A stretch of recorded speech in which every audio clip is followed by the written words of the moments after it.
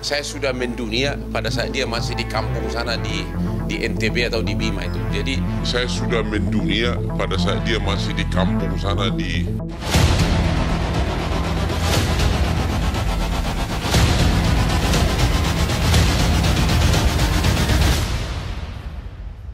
Kasus Hotman Paris menghadapi musuhnya Rasman Nasution dan Firdaus Oiwobo diprediksi akan terus berbuntut panjang. Pasalnya, kedua pengacara kondang ini bukan hanya mengorbankan popularitas semata, melainkan ada gengsi yang membara dan dendam di antara mereka, yang membuat kasus Hotman Paris vs Rasman Nasution menarik untuk diikuti.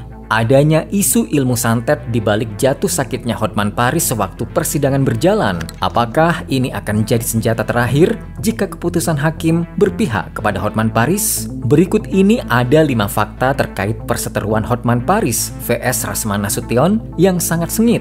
Menang makin tenar, kalah akan memudar, persaingan hidup mati seorang pengacara kondang tanah air. Namun sebelum ke videonya, klik subscribe-nya sekarang juga. Tuduhan keji.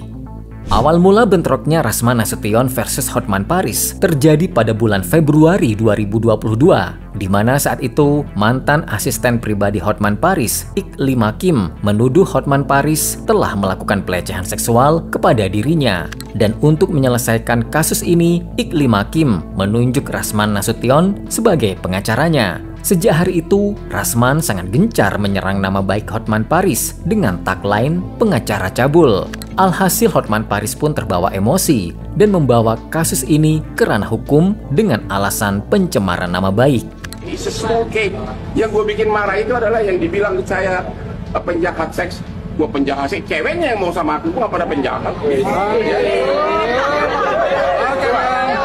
Dari 10 cewek di sini, saya yakin 9 mau sama aku. Terlibatnya Firdaus Oiwobo. Dalam proses hukum pencemaran nama baik ini, Rasman menggandeng temannya bernama Firdaus Oiwobo untuk menghadapi Hotman Paris. Pada sidang di Pengadilan Negeri Jakarta Utara pada 6 Februari 2025, untuk pertama kalinya, Hotman Paris dan Rasman Nasution bertemu dan bertatap muka. Namun sayangnya, pertemuan pertama mereka justru berakhir ricuh ketika majelis hakim memutuskan persidangan dilakukan secara tertutup. Rasman menolak keputusan tersebut dan mendekati Hotman Paris dengan emosi.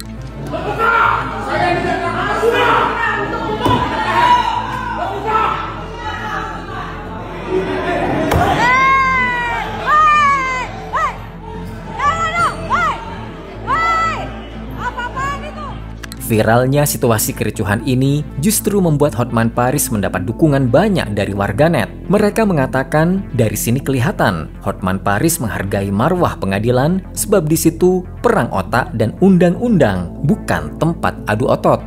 Blunder kedua kali. Setelah tak bisa menahan emosi dengan keputusan persidangan dilakukan tertutup, untuk kedua kalinya, tim pengacara Rasman Nasution melakukan blunder di ruang persidangan, yaitu Firdaus Oiwobo. Dalam video yang beredar, ia terlihat menaiki meja persidangan yang dianggap telah menghina sakralnya pengadilan. Atas tindakan ceroboh itu, Pengadilan Tinggi Banten membekukan berita acara sumpah advokat Firdaus Oiwobo pada 11 Februari 2025, yang berarti ia tidak lagi sah berpraktek sebagai advokat. Makin memanas.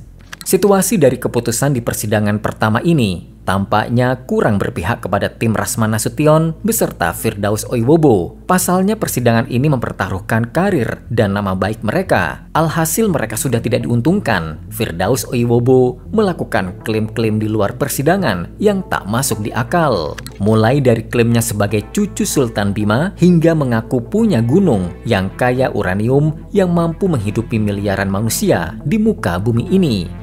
Banyak yang menduga klaim kosong Firdaus Oiwobo ini untuk menutupi kesedihannya setelah sumpah advokatnya dibekukan oleh pengadilan. Kena santet. Persidangan kedua Hotman Paris versus Rasman Nasution pada tanggal 21 Februari 2025 juga diwarnai banyak sekali drama. Di tengah persidangan, Hotman Paris tiba-tiba meminta izin agar persidangan ditunda karena mendadak kesehatannya drop. Hotman diketahui mengalami demam tinggi dan ditenteng masuk ke dalam mobil untuk dilarikan ke rumah sakit. Satu kamar penthouse di rumah sakit Mount Elizabeth Novena, Singapura. Mount Elizabeth, Singapura. Satu malam $16.000. Mengetahui situasi ini, Firdaus justru memberikan sebuah pesan intimidasi dengan mengatakan jangan main-main dengan cucu sultan, nanti kena tulah. Ucapan ini dinilai netizen mengandung sesuatu yang buruk bagi Hotman Paris dan disebut dirinya sudah kena santet. Namun hari ini, sesuai kabar terbarunya, Hotman Paris sudah pulih dari penyakitnya dan siap menghadapi persidangan lanjutan. Dalam keterangannya, Hotman menyebut bahwa dirinya sakit bukan kena santet, melainkan dirinya digigit berang-berang peliharaannya sewaktu berenang jam 4 subuh sehingga tubuhnya mengalami injeksi. Itulah 5 fakta kasus perseteruan Hotman Paris vs Rasman Nasution. Kira-kira siapa yang akan keluar sebagai pemenangnya? Tulis di komentar and see you next video. Bye-bye.